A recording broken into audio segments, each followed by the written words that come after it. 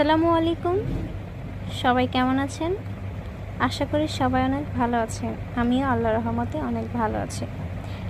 আপনাদের মাঝে নিয়ে এসেছি একটি হৃদয় বিদারক ইসলামিক গল্প, অনুতাপের অস্ত্র। একদিনের ঘটনা। এক তরুণ ছিল, নাম ছিল রাশেদ। নামাজ রোজা তো দূরের কথা, সে মসজিদের আঙিনায়ও যেতে লজ্জা পেত। বন্ধুদের সাথে আড্ডা, গান বাজনা আর নেশার মধ্যে দিয়ে দিন কেটে যেত। মায়ের চোখের জল, বাবার পরামর্শ সব সে অপেক্ষা করত। এক রাতে হঠাৎ তার বাবা গুরুতর অসুস্থ হয়ে পড়লেন।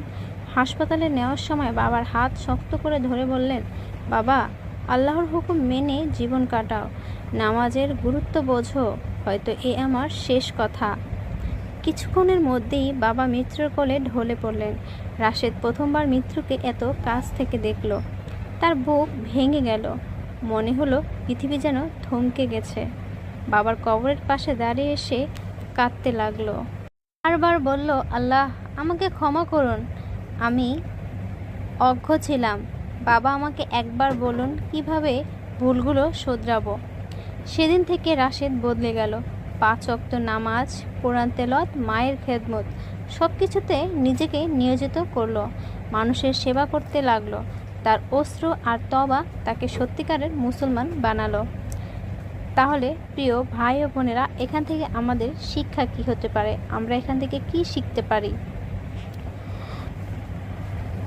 এই গল্প আমাদের শেখায় জীবন ক্ষণস্থায়ী। বাবা মায়ের উপদেশ আর আল্লাহর হুকুম অবহেলা করলে একদিন হয়তো অনুতাপ ছাড়া কিছুই থাকবে না।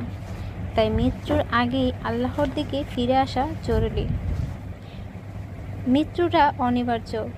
মৃত্যুর স্বাদ প্রত্যেক প্রাণীকেই নিতে হবে। তাই আমাদেরকে আল্লাহর দরবারে হাজির হতে হবে, তার ইবাদত পরিপূর্ণভাবে পালন করতে হবে। আজকে এই পর্যন্তই শেষ। আগামীকাল পর্যন্ত সকলে ভালো থাকবেন, সুস্থ থাকবেন। আপনাদের সুস্থতা কামনা করে আজকের মতো এখানেই শেষ করেছি। আল্লাহ হাফেজ।